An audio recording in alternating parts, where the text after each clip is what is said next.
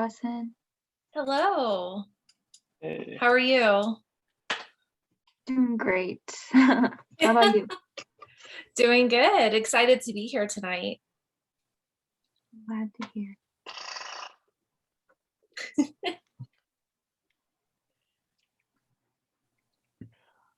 I guess we'll be waiting until 6:05 just to get everyone in. Sure. Yeah, the weather's been amazing these past couple days. Hi, Dr. Lawson. Hey, Debbie. How are you? Good, busy, trying to graduate. That's awesome. We'll have to check back in with each other. Yes, I'll send you an email. It's been a while. Yes, I would love to hear from you. Am I the only faculty here tonight, or are there other joining? We're waiting for two more panelists, Dr. Morissette and her research assistant, Patricia Russell. Excellent. And then I think I said slides. Will I have the ability to control my slides? Yes. Awesome. You guys know what you're doing.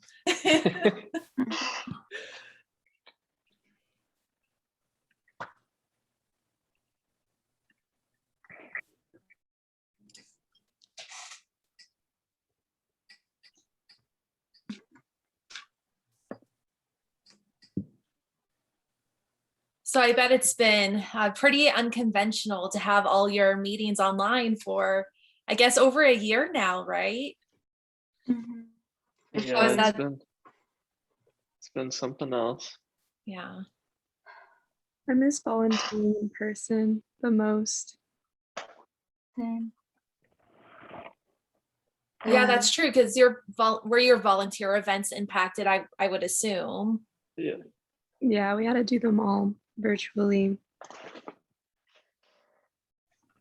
So what kind of things did you do?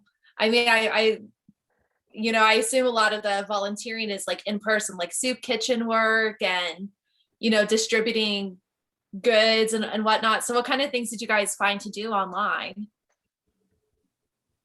So we found this app that some people like to do. It's called 7 Cups, where you kind of just like listen, be an active listener to people on the app. And most people do that. And then we also do letters.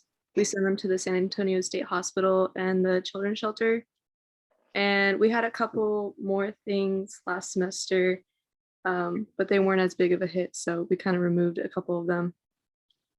I love that. We all had to be creative, but it sounds like these are such good things to do, despite, the circumstances. And maybe, I don't really know what you were doing before, but it's kind of cool because maybe if COVID didn't happen, you wouldn't be doing those things like the letters to the children's shelter and the hospital. So it created, in kind of a way, maybe unique opportunities. But I know we will all be happy when we can go back to normal. Yeah, for sure.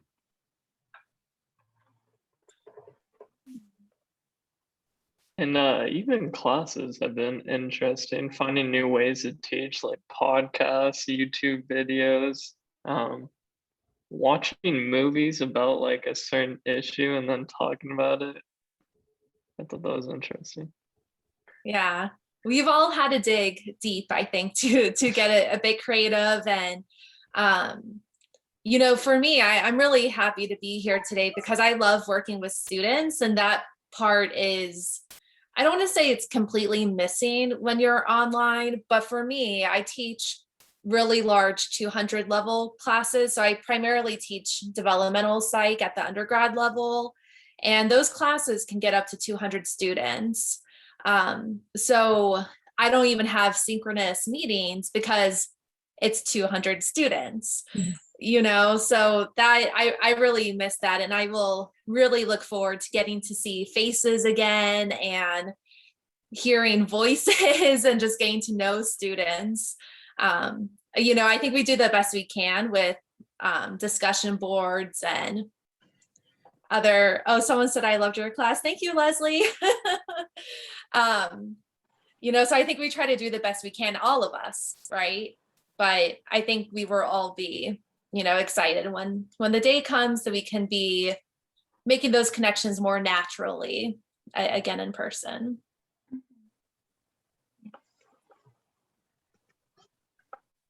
All right, do we have everyone in here? It's 6:05, but I don't think I see Dr. Morissette yet. Gotcha. Maybe if Dr. Lawson wanted to present first, so Dr. Morissette had time to come in. Yeah, I'll give you all introductions, and then when she does come in, she'll be either the third person to come in. But welcome everyone. This is our research panel. So pretty much we're going to be having 3 panelists with us. Dr. Lawson, Patricia Russell, and also Dr. Morissette. Dr. Lawson, did you want to speak upon your growth lab? Yeah, I'm happy to kick off the night to get started. Do I have the ability to share my slides? You should. I let other people share their screen. Okay, you guys are on it. You're like seasoned pros at this by now, I can tell. Okay, so hi everyone. I am Dr. Monica Lawson here at UTSA in the psych department. Today I'm going to tell you just a bit about my research lab and opportunities for students to get involved in research, specifically in my lab. And then I know we have more questions about getting involved in research more broadly. So I was speaking earlier that I'm a developmental psychologist. My lab here is called the Growth Lab, which stands for Growing Resilient Outcomes Within the Home. And very broadly, I'm interested in children's cognitive and social development and how parent-child interactions play a role in scaffolding children's cognitions, but also healthy social development. So that's very, very broad. When we think a little bit more specific about my research, I'm interested in applying the information we know about cognitive development and social development to instances of family adversity. So I'm specifically interested in working with families where there has been abuse and neglect. And there's kind of 2 areas that I cover. One is, how can I use developmental science to help us identify children who have been abused and neglected? And then the second part is, how can we help those children grow into healthy young children, teenagers, and adults? So I do have a Twitter page. I have not updated it for months because I'm really bad at social media, but it's a UTSA Growth Lab. And here you can see my really broad mission is to support families and kids through research and advocacy. And if you've heard me talk, the next thing that I'm going to do with you, I've done before. I typically do this when I give talks, but it's a little illustration to demonstrate the scope of the problem of child abuse and neglect. So I'm actually going to ask you guys a question and to participate a little bit this evening with me. This is a illustration of the Alamo Dome here, downtown San Antonio, where our football team plays.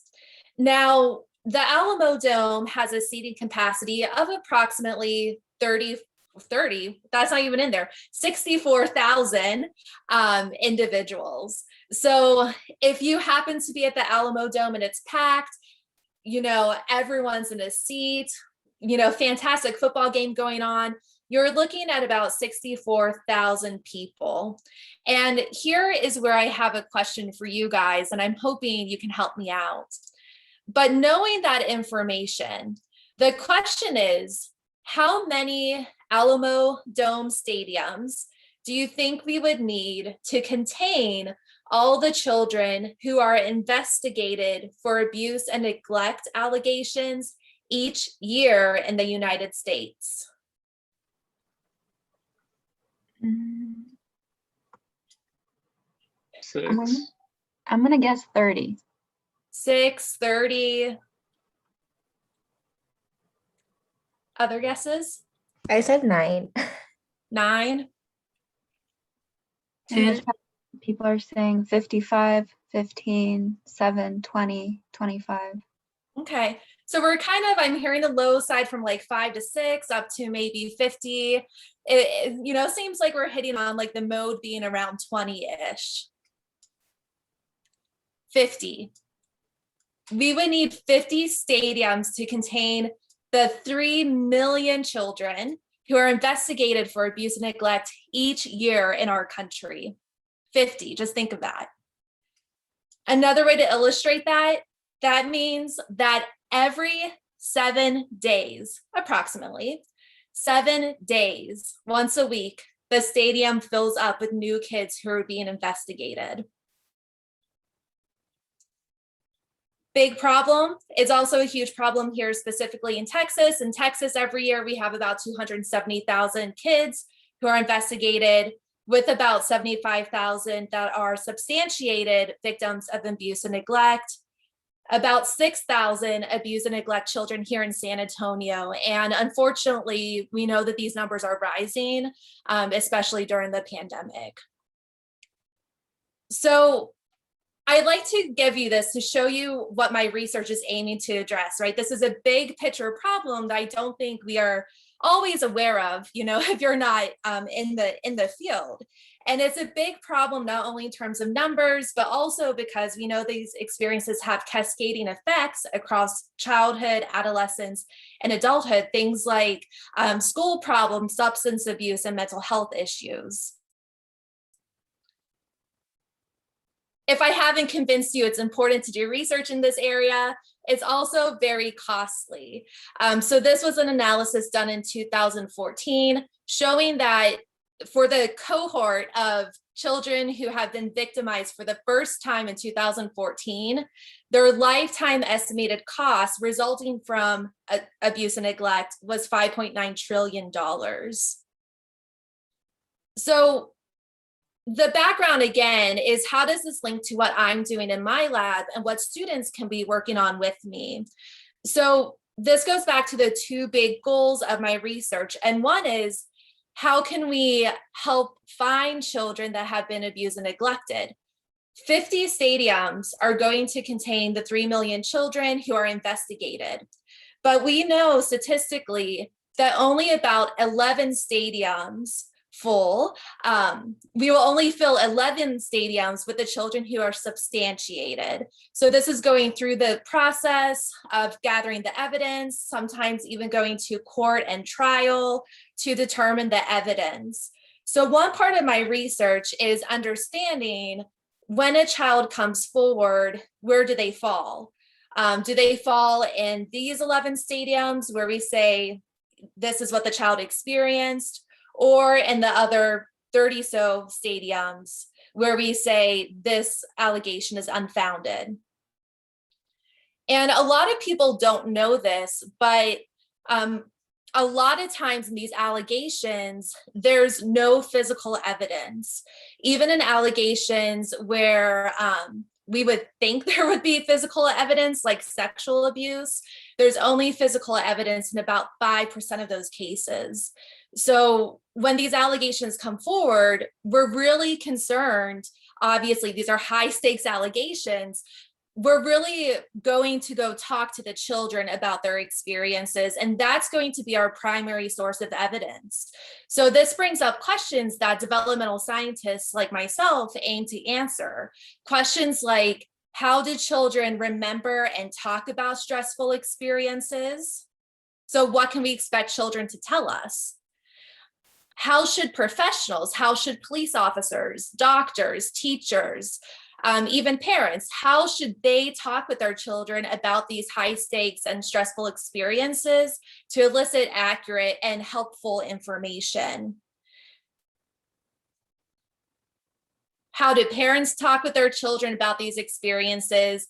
And also when parents don't really know what happened. In a lot of these cases, a non-offending parent may have suspicions that something's going on, but doesn't really know exactly what's happening. So how do parents question their children, and how does that influence how children disclose these events and then continue disclosing once they're in front of authorities? And then, of course, for me, it's not only enough to help us find these children, we also want to focus on their healthy development. Towards this end, I'm very interested in understanding parent-child interactions. These adverse homes, often abuse and neglect is happening within the home. How can we strengthen the family relationships to make sure that these experiences don't happen again, and also to foster healthy development? So that's very broadly where my research is coming from. I have some cute pictures here of when I was a graduate student. Unfortunately, none with UTSA students yet, but I'm looking to change that after the pandemic. In terms of involving students in my lab, I really include them from the beginning through the end. So I love bringing students on who would plan to do more of an independent project where you can ask your own questions, design your own study.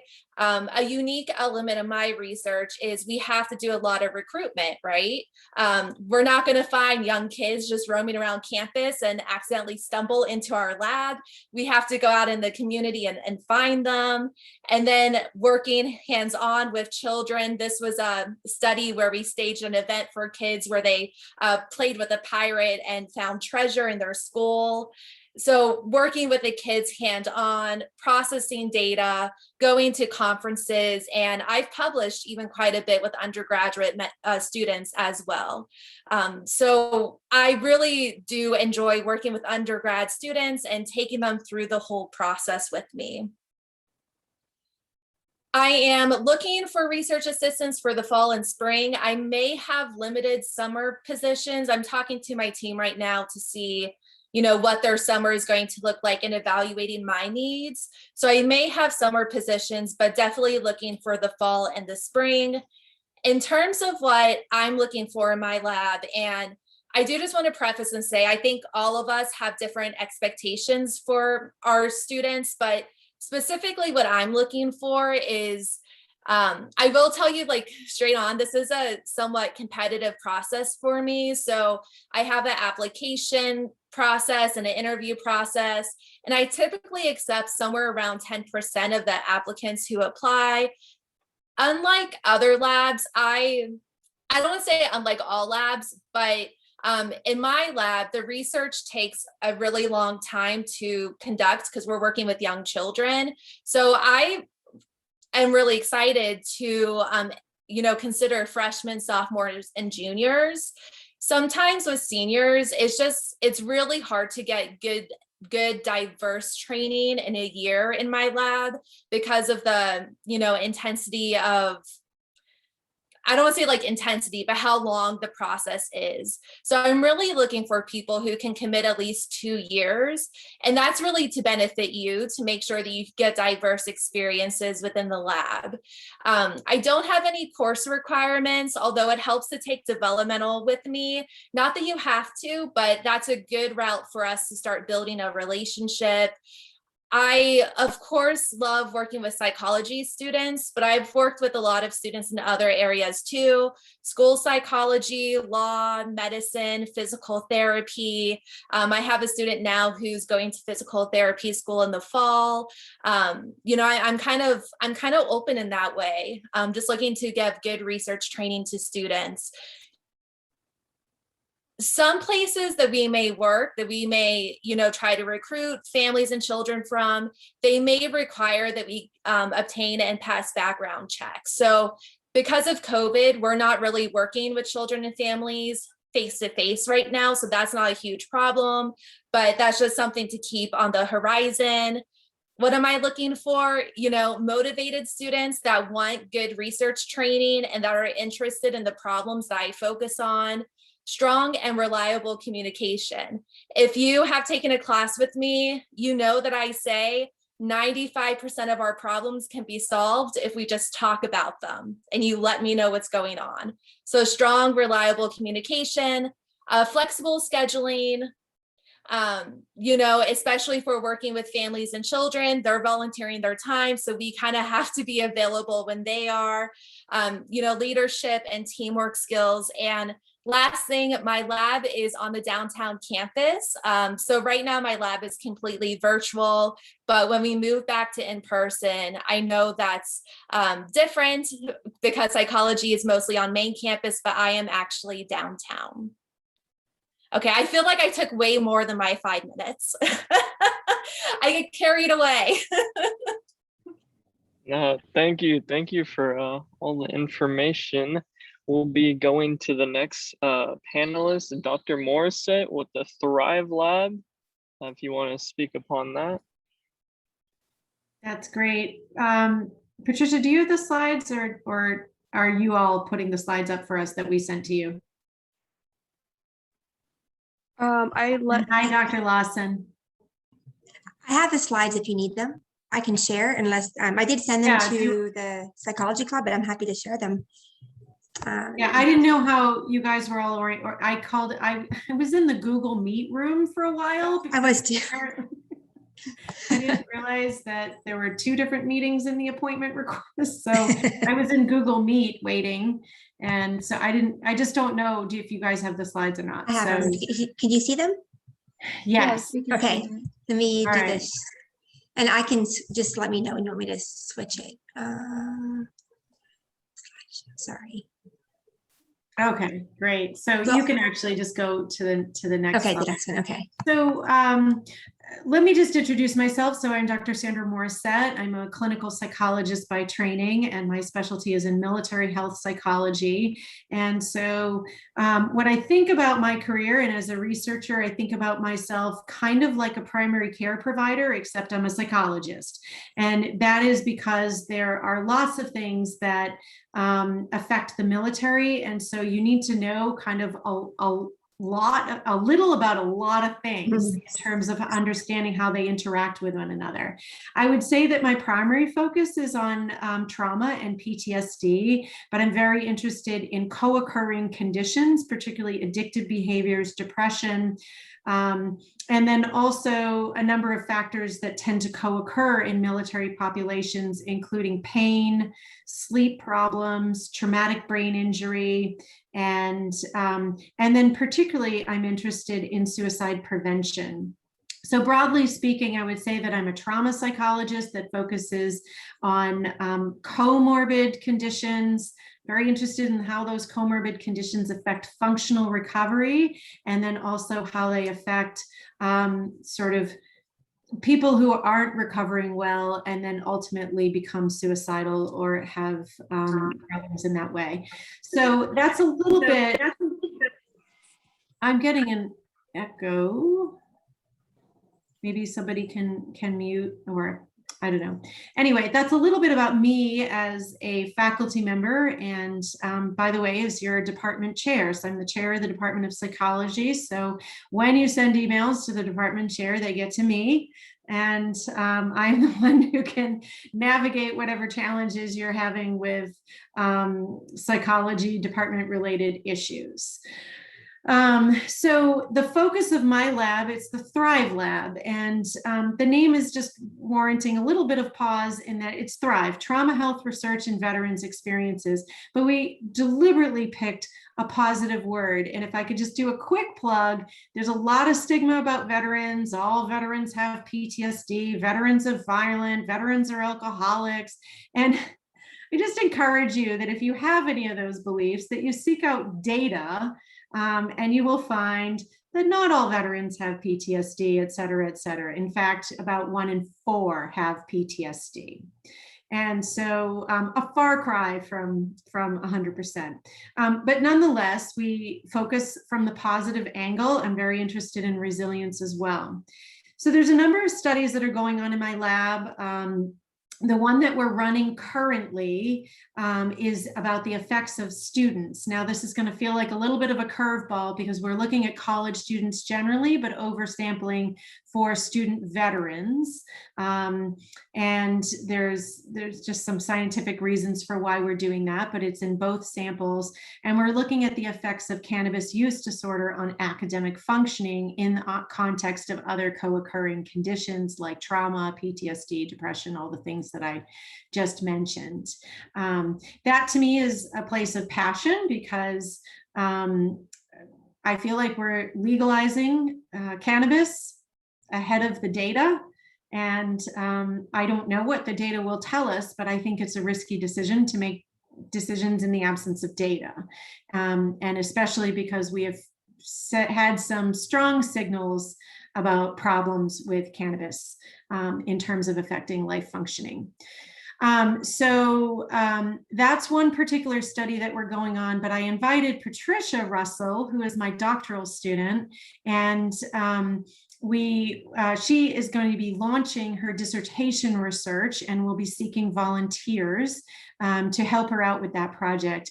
And so I'll let her tell you a little bit about it and the types of volunteers and then the criteria. Just like Dr. Lawson, we also have criteria to make sure that we can provide a rich training experience for people who help us in the lab.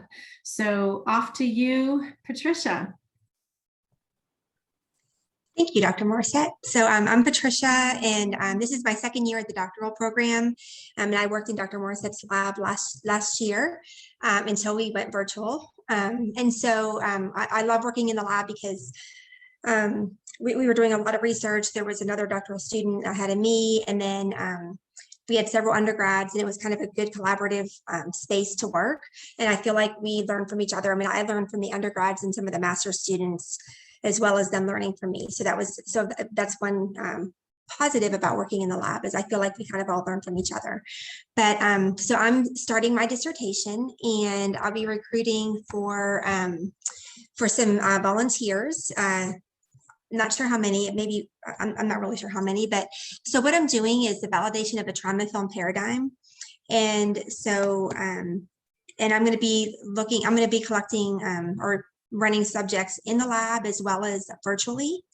And the trauma-informed paradigm is a paradigm to kind of we're showing a film clip of a gang rape from a movie that's been in the theaters, and we're trying to see what responses are elicited, such as intrusive memories, mood disturbances, changes in affect, maybe changes in heart rate, and some symptoms of dissociation.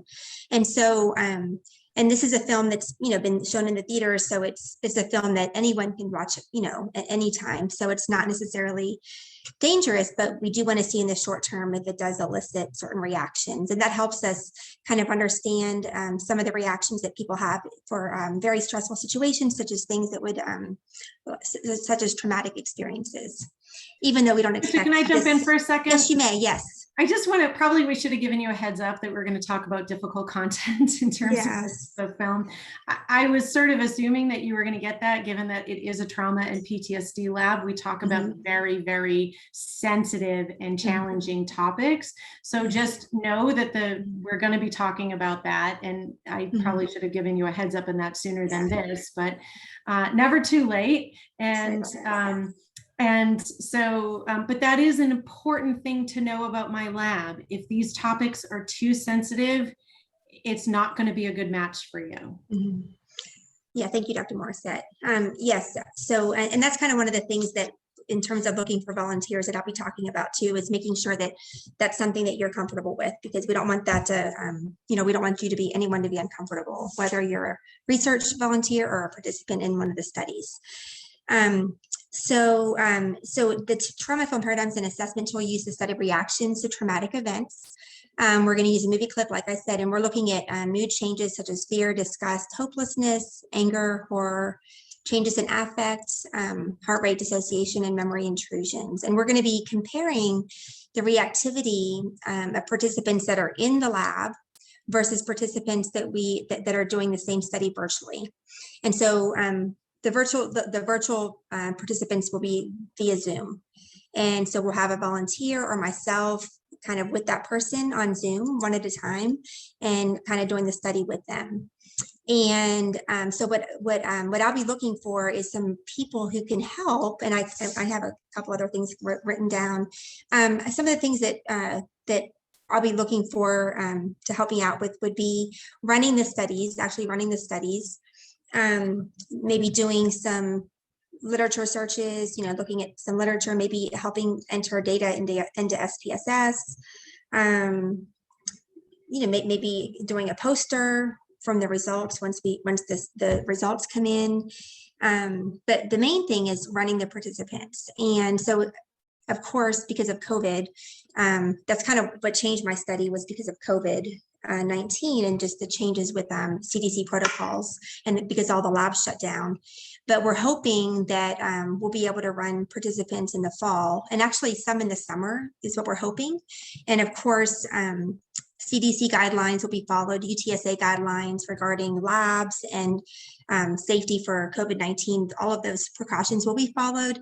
And what we're thinking right now is probably just running one participant at a time in the lab. And we have a couple different rooms that we can run participants. So it'd just be, so we could maintain distance, and we could wear masks if that's, wear masks still, and whatever guidelines are put forth through the university to keep everyone safe. Safety is number one, of course. And so, kind of like what Dr. Morissette said, in terms of comfort level, we want to make sure that whoever is volunteering is comfortable with the subject matter, as well as comfortable with possibly running in-person subjects. So, I mean, we will be running in-person subjects, but if I have two volunteers, it's possible that it could be, one person could do the online and virtual, and one person can do the help out with the in-person. But that's, we can kind of figure that out. And let's see if there's anything else. So the main thing is just if you're comfortable with face-to-face, or if you'd rather do virtual. So that's kind of one of the stipulations. Let's see. Do you want me to go over this, Dr. Morissette? Kind of how we, the roles for the lab in general, or do you want to talk about that? That's fine, I can do that. Okay. So generally speaking, what we try to do is to as much as possible, COVID's been a little challenging, I have to admit, with labs kind of shutting down, with in-person research, and sort of some of the normal things that we do in the lab are different now because of COVID, because of safety, et cetera. It's really been very challenging, I would say, for the field of research, not just at UTSA.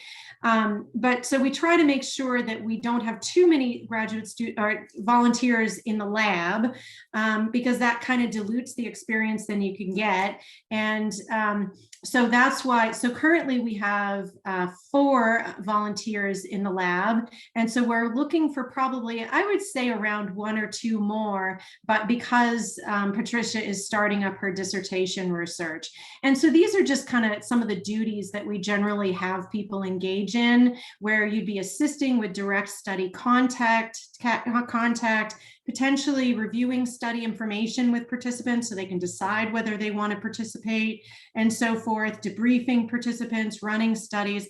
That's incredibly valuable experience. If you're interested in going on for doctoral training, in clinical psychology in particular, research experience is ostensibly a must. I think that's true also for Dr. Lawson's background, in terms of if you want to be an academic, you really have to have the research experience. And I was just typing that in the chat too. I completely agree. Yeah, and that probably differs, and this is a little bit of a different conversation, but if you want to go on for like a master's degree and a more clinically focused degree, they might, or a PsyD, they might de-emphasize the research training experience. But if you want to be an academic, or you want to be a researcher at all, or go after a PhD in clinical psych particularly, you really need to have this research experience. There's a lot of I don't know, I call it backbone work. It's sort of a lot of paper pushing and detailed work. Some people might even label it grunt work. And I will, being a military person, the whole sort of grunt work kind of thing. Now, here's the thing. these details sometimes can feel tedious, but they're incredibly important to the research. So prepping materials, printing, copying, assembling things, getting materials ready, screening participants. And so there's a lot of preparatory work. And so I just want to make sure that you have informed consent at your own level, that there's a lot of kind of administrative work. People get very excited about the research ideas and the passion about the research that they're conducting, but there's a lot of very mundane work that goes into research to even get to the point of the super interesting and exciting ideas. So there might be opportunities to enter data, download collected data, analyze data. Don't be too intimidated by that. We will train you in those kinds of things. We'll train you to do literature reviews. We'll train you in all of these things because that's part of the volunteer experience. So it's a two-way street, right? We train you, you help us. And so that's kind of a win-win. And so those are really some kind of backbone activities that the volunteers typically do. Do you want to go to the next slide? Yeah. So as with Dr. Lawson, we do have a commitment, and the commitment that we ask for is 10 hours a week for a minimum of 1 year. If you want to do more than 1 year, that's fantastic too. But generally speaking, we ask for 10 hours a week for 1 year. And that's exactly for the same reasons. I won't repeat what Dr. Lawson said. We want to have a rich experience. If we have to train you, you need time to do those trainings and then do the activities, develop mastery over the activities.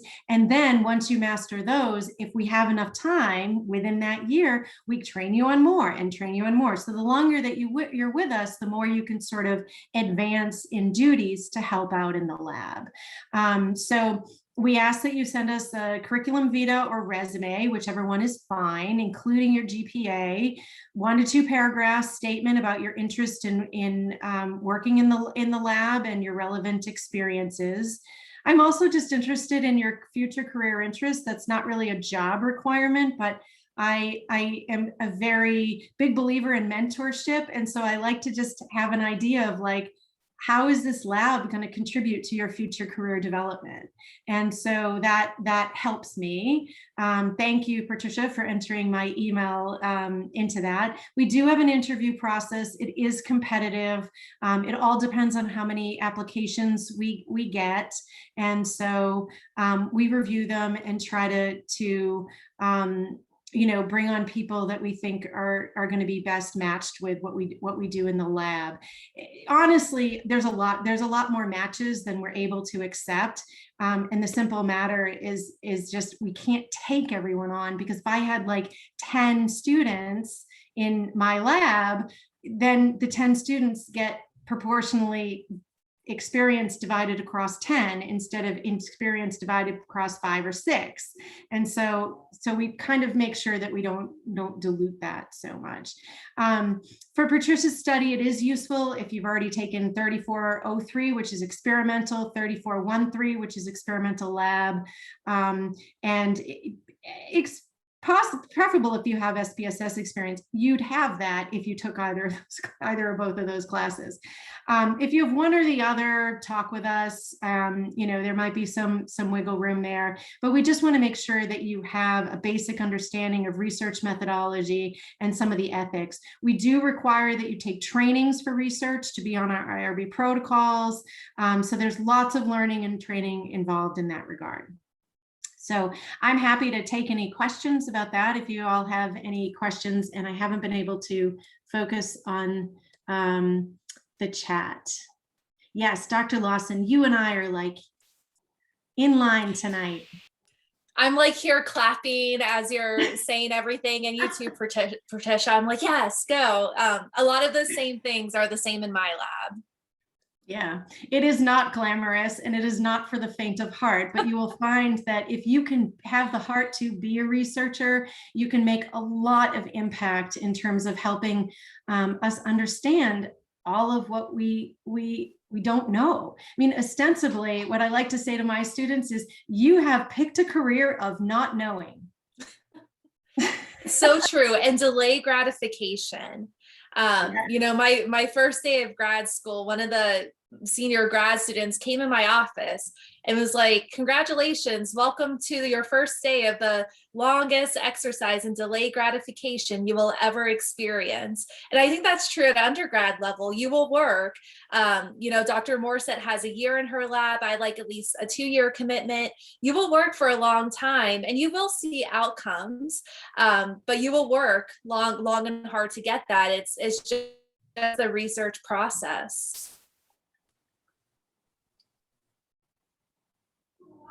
If I could chime in real quick, I wanted to say thank you to everyone who provided their introduction. I know that Dr. Morris, that you kind of led us into like this section. I want to encourage everyone who's in the chat or just watching the meeting to ask questions if they have any. If you have general questions about research, like as it pertains to UTSA, you can ask those questions, or if you have a specific question about someone's lab, you can ask that too. So we open the floor to that right now, and if no one has any questions, then we'll ask our moderator questions. Just a heads up. Don't be shy, take a risk.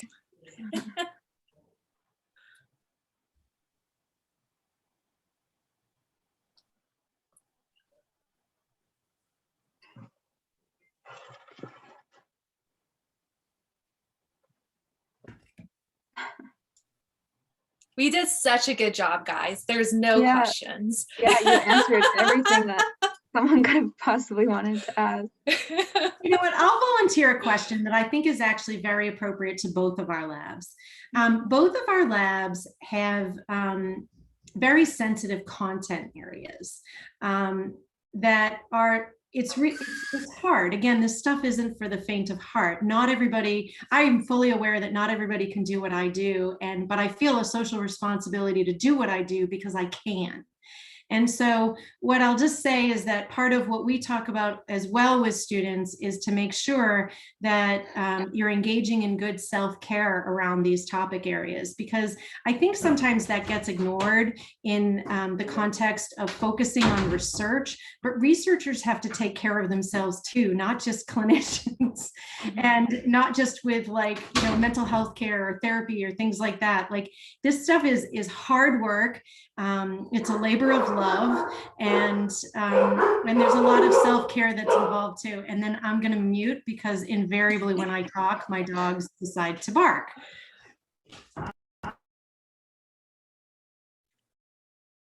Maybe I'll just, echo that and say I fully agree. That's really important. And, Dr. Morissette and my lab, we focus a lot on trauma.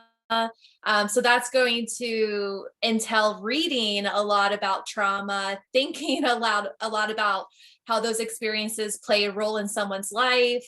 So it can definitely be a lot to handle. And that's a question I get a lot myself, is how do you do research on child abuse and neglect? And I agree with Dr. Morissette.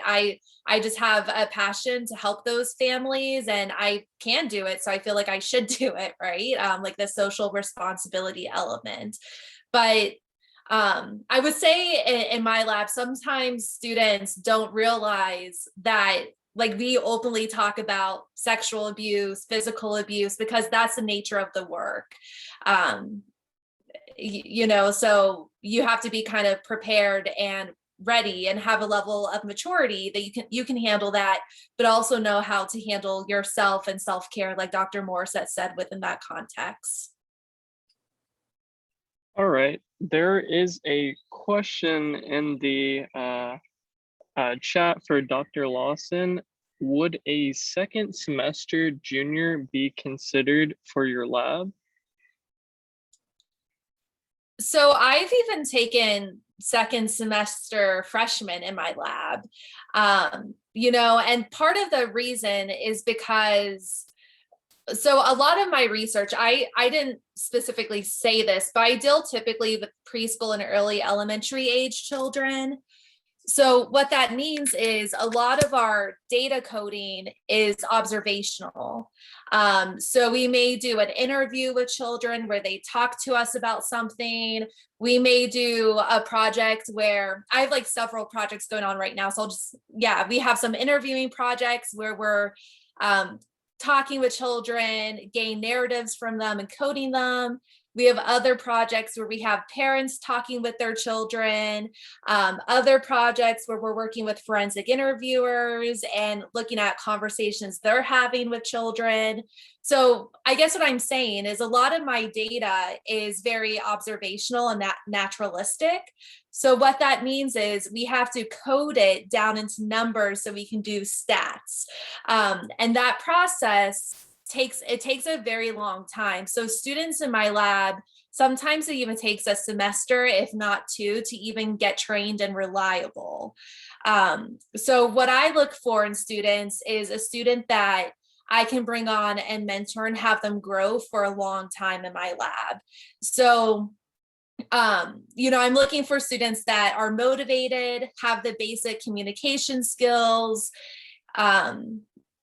you know, maturity, like we've talked about, and then I'll kind of train you, right, and give you the other skills you need. But I'm looking for long-term trajectory where eventually students start to take on more and more responsibility in the lab too. So I know not all labs are open to, you know, freshmen and sophomores, but I am, because again of the nature of the work.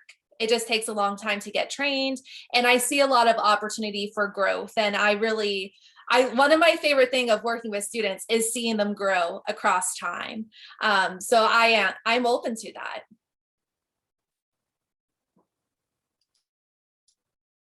Appreciate you letting us know that useful information.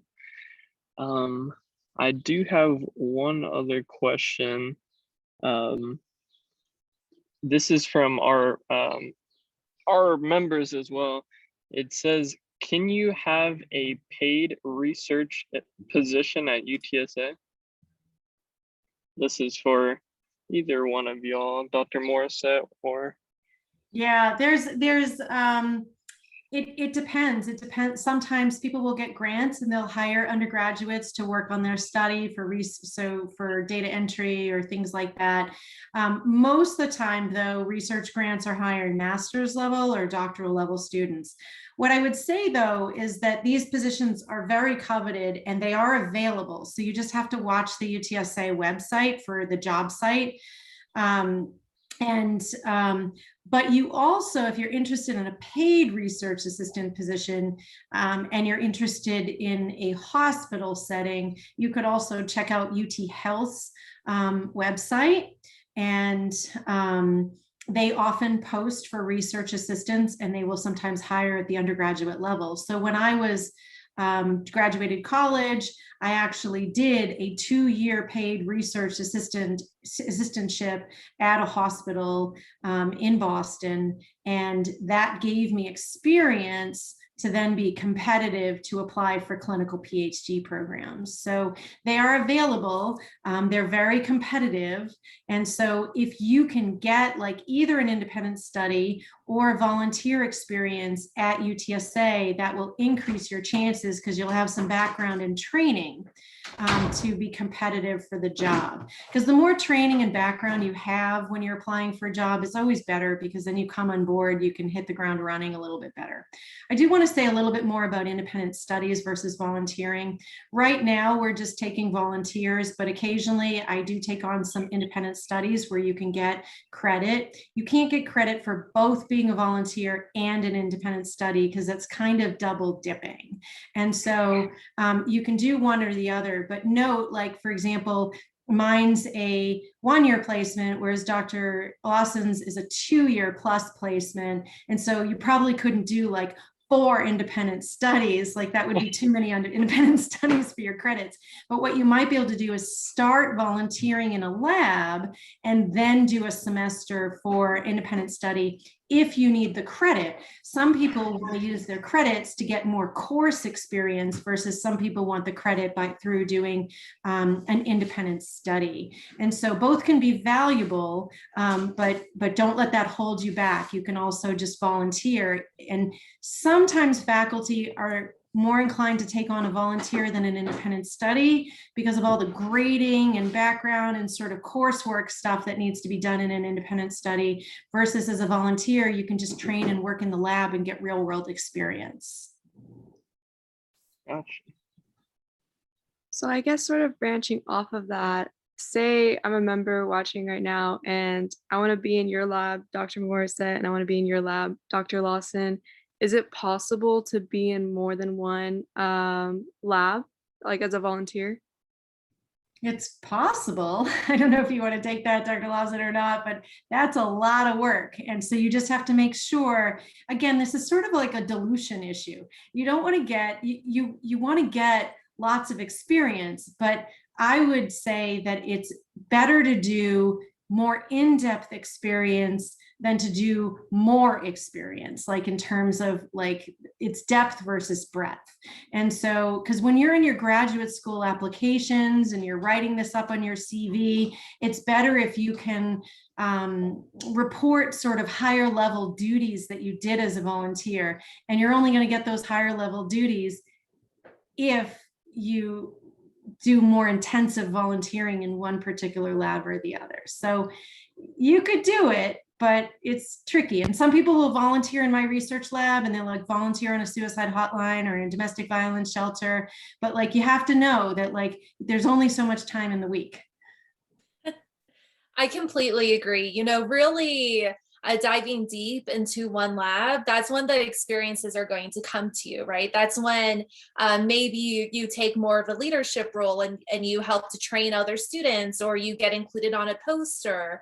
I think if you were to take your 10 hours, let's say, and divide it in half, you would probably be getting more, I don't want to say surface level, but just not as in-depth experiences in both labs. So yeah, the breadth versus depth is exactly what I view that problem as. You know, and then too, I guess a value would be you would kind of have two mentors to go to, but maybe they also wouldn't know you as well. You know, so I would probably advocate to really dive deep into one lab and really get into the process. And ask early. So how do you get connected, whether it's with the two of us or with other faculty in our department? Study the website, look what people are doing in terms of their research, send an email. Don't send an email that just says, hey, you taking volunteers? Send an email that shows that you've studied the lab, that you have an understanding, why you're interested, show that commitment and initiative, and that's going to really benefit you a lot more because it shows that you've done your homework in terms of applying for the job. And I would suggest the same thing if you're applying for paid research assistant or any job. You want to study the place, and labs are no different. That's a really good point. You know, I get tons of emails, I'm sure you too, Dr. Morissette, of students just saying, hey, I'm asking all the faculty if they need research positions. And I love that. I love the drive, you know, just to go out there and put your name out to everyone, but really doing your homework and trying to find a lab that you would be really interested in, and knowing why you're interested in that lab and being able to articulate that. I think that's when you're going to be more successful at finding a home. But approaching it like a job, I think that's such a great analogy. Approach the search like you're looking for a job. And then once you actually have a position, you know, I tell my students, treat it like a job. You know, that's the best way to get the most out of the experience. Yeah. There's a question in the chat about neuropsychology, which is a very specialized discipline within psychology. And I was starting to write a response and I was like, nope, we just got to talk about this. So we do not have a neuropsychologist on our faculty. We do have some faculty who might administer some neuropsych tests, but it's very, very limited.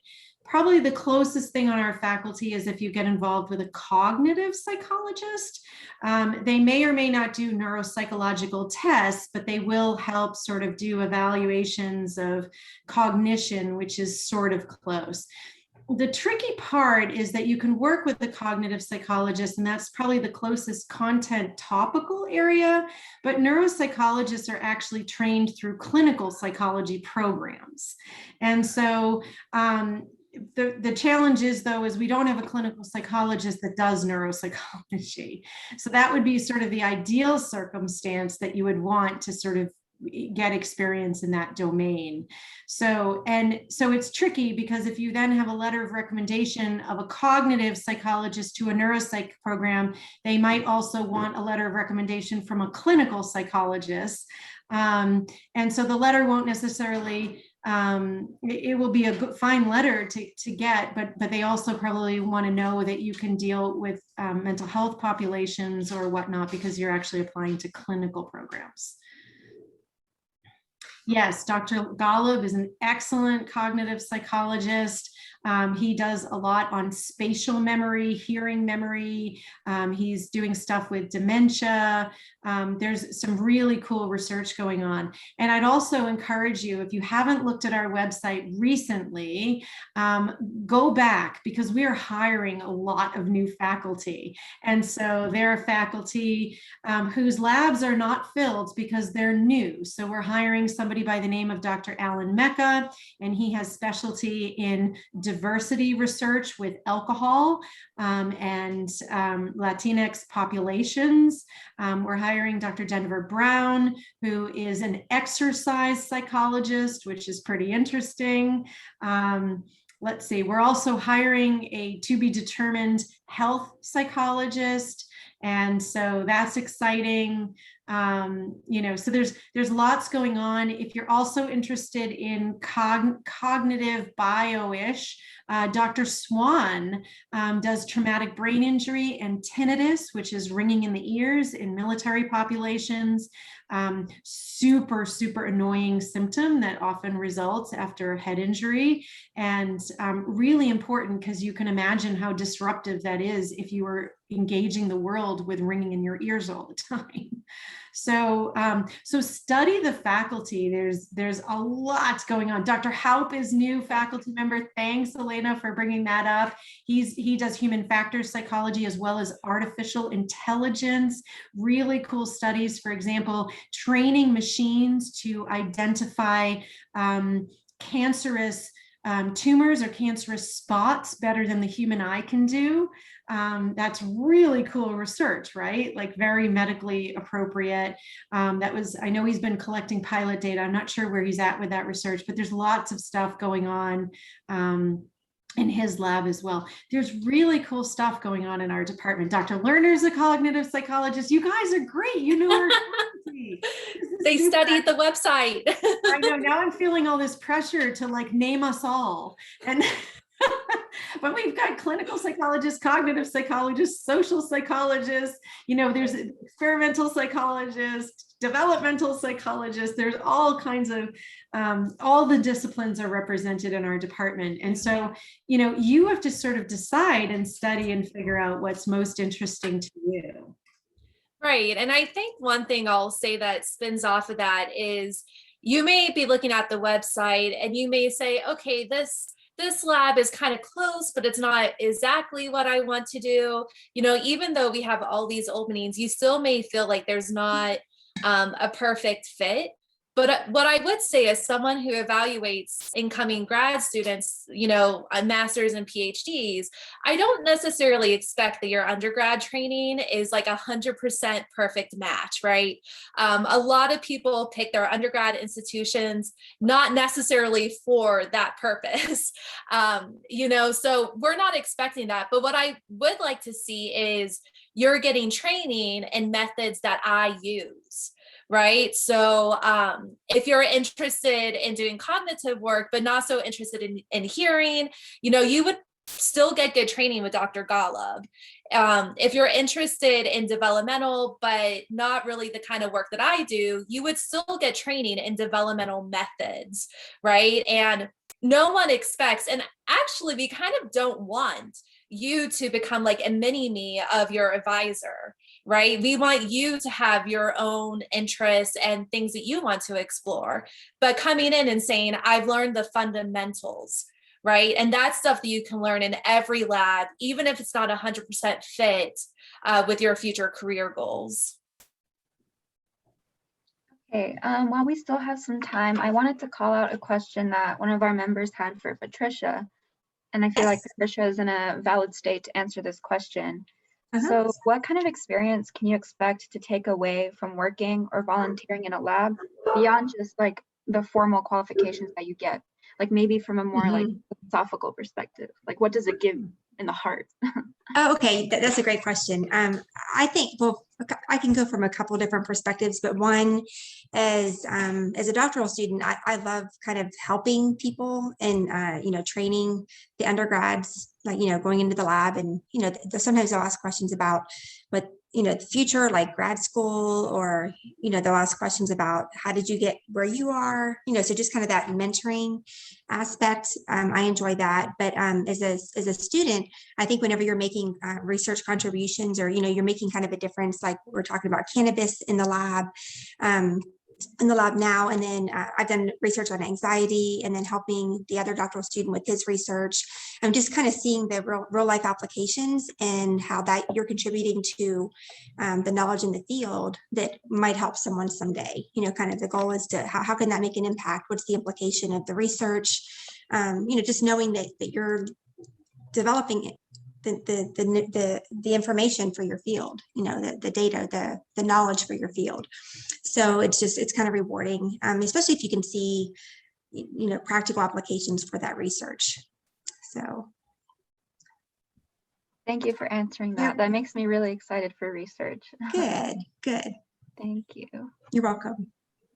Yes, and it looks like we're right on time at 7. However, if our panelists have time to stay for another minute or two, we can answer some more questions if anyone has any.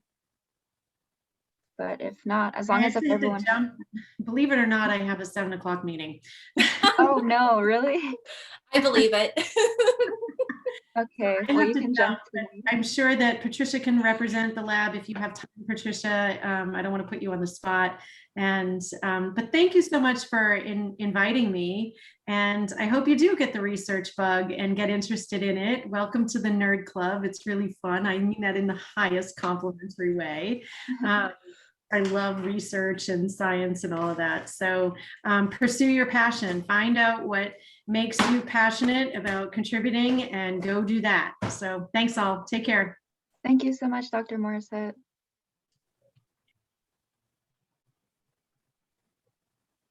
I can stay behind for a few minutes if there's any other questions. Yeah, it looks like most people are leaving. Yeah. Is there any more questions? Hi, Okay. I have a question. Oh, okay. I am looking to get my master's degree to be an LPC, and I was wondering if research would help me obtain that, or if it would not hinder me, but if it would be better for me to have somebody else have the opportunity to be in the lab. Wow, that is very kind of you to be thinking about other people, and taking up a position that maybe someone else could have. I will say, maybe Patricia can speak to this too, being a grad student and applying, but from my perspective, and again, my perspective is I am an academic researcher, but getting this experience will, I don't want to say ever, but it's not going to hurt you. Okay. Grad school is so competitive, more so at like the PhD level and especially clinical programs. But you would be surprised, and anything you can do to make yourself stand out and show that you're really committed, you really take your work seriously, that's going to help. And even if other applicants don't have research experience, like you're feeling like that's not necessary, I would say that's actually a good thing if you were to get it, because it will help you stand out. So I love saying, I could be taking a spot of someone who is more deserving, or that it's like a better fit. But I wouldn't take your hat out of the ring just for that, and maybe Patricia probably has more to say too. Yeah, I can definitely add to that, Dr. Lawson. So I got my master's in clinical psychology way back before most of you were born, I think, but like way back in '96. And so right from undergrad.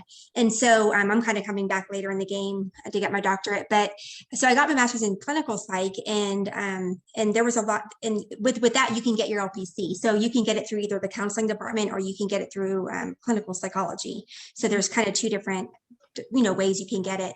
But I feel, but within my master's program, we did do research. And so definitely there were opportunities to publish, and there were opportunities to get involved in research. So I think especially if you're going the psychology route, but I'm sure even counseling department, but if you're going that route for clinical psych, I think it would be very beneficial to get that research experience.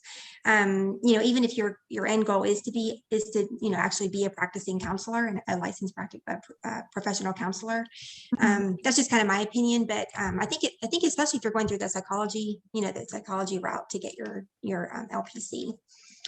That's my 2 cents. But Okay. Thanks. Yeah, and I'll just add in, Patricia, I think this, you did research in your master's program, even though it was more directed towards a practice, but that's because we want your practice to be guided by research. Yes. So showing you have a literacy, even, demonstrating, hey, I can read science. Reading science is very different from reading a book. It's different from reading a textbook, so just showing that you have literacy, which being in the lab will demonstrate that. Yeah. I think that's going to be really critical. Okay. Thank you. Good question. Yeah, I'll just add to that. I want to go to graduate school for industrial organizational psychology, but in undergrad, I'm studying facial recognition and perception. So. Who are you working with? Dr. Howe. Okay, great. Yeah, we're doing an independent study. That's awesome. Yeah, so it doesn't have to be a one-on-one perfect match. Again, we would not expect that. Undergrads coming out of high school, number one, we don't expect that, I want to, work with children who have been abused and neglected. I didn't know that coming out of high school. So I'm not going to pick a university that's going to give me those experiences necessarily, but like Elena, she's learning the language. She's learning what it takes to do research. She's learning the methods, and that stuff is translatable across programs and across mentors. And that's what we're really looking for, is that you're getting some fundamental good training so that whenever you come into a graduate program, you can hit the ground running. True. Any other questions? Was this helpful? Oh, yes, definitely. Yes. I know that this is an event that we were all wanting to do for a long time, because it's really useful to hear stuff about research, and it can be intimidating because you never know where to start. And the hardest part is reaching out and asking professors.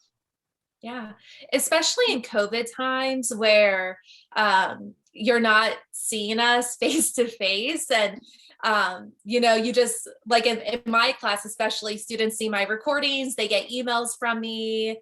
I think there was a hesitancy to drop into office hours unless if you really desperately need to talk with me, whereas if we were face to face, it would be more organic and natural. But don't let that hold you back. Don't let that hold you back. A lot of us still have very, very active labs. Like Patricia is running her dissertation. The opportunities are still there. And I would hate for students to miss out on those opportunities because they are shy to get to know us. So don't let that hold you back. Sure. So as far as meeting days for the growth lab, are they set days or are they kind of throughout the week? So most labs, and Patricia, you can tell us what your lab does, but my perception is most labs have one meeting during the week where they get together as a full research team. And for me, those meetings are typically, 20 minutes are spent catching up, talking about the various projects we have going on and what we're going to accomplish for the week ahead. And then the other part is spent with presentations and, research presentations, but also we read a lot of articles. So every week you have a relevant article to read that's dealing with the projects we're working on or the general research area, to gain that research literacy of reading. So we meet once a week as an entire team. So that would be myself, my grad students, and all the undergrads.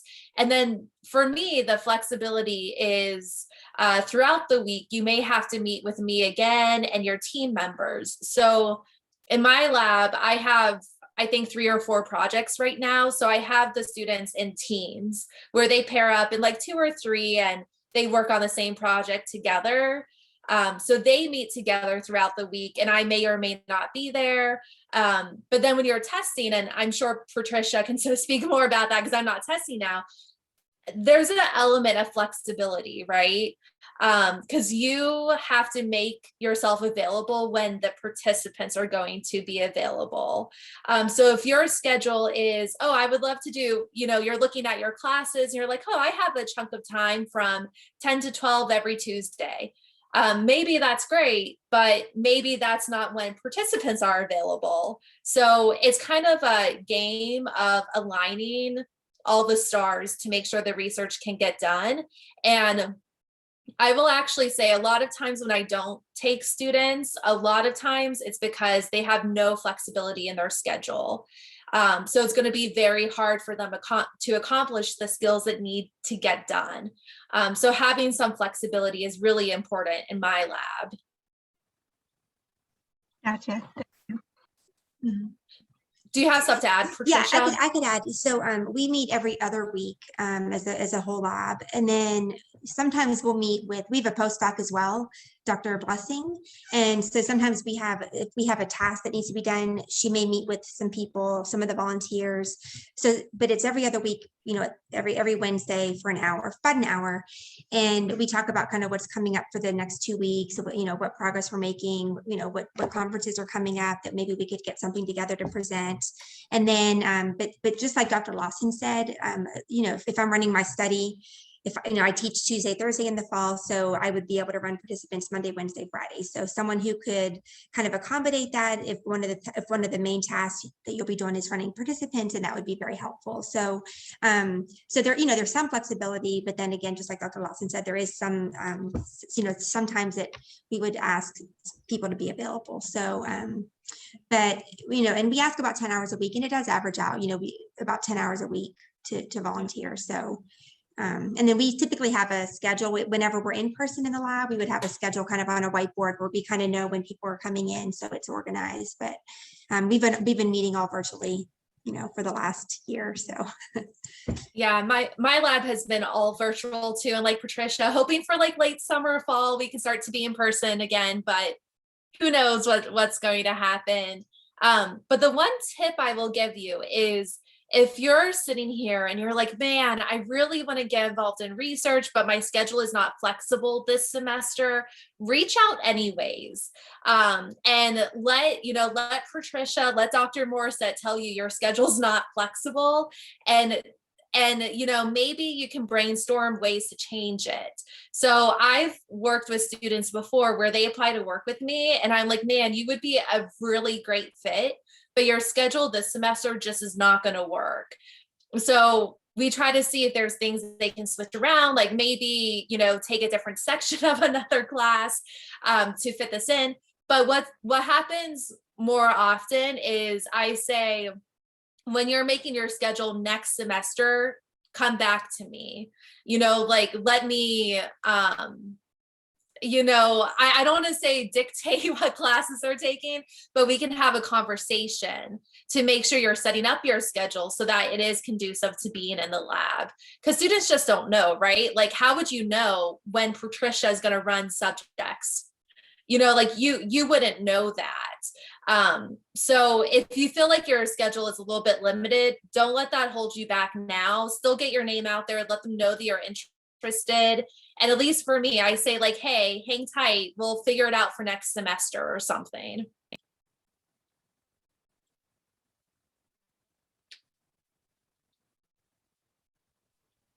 All right, I think that's all of it. Actually, I had one more question. Just kidding. Oh. No, that's it. I was like, yeah, sure. It looks like that's it though, but I'm sure that if anyone else has any more questions, they will be emailing our panelists. Thank you so sounds much. great. Yes, thank All you. right. Thank you so much Thank for you. joining us. Yes, It was thank nice to you. see you again, Patricia. I've like not Yeah. seen you in such a long time. It's been a long time. It's good to see you as well. Take care, Have an everyone. awesome evening, too. everyone. Bye. Bye, everyone. Bye. Thank you. Thank you.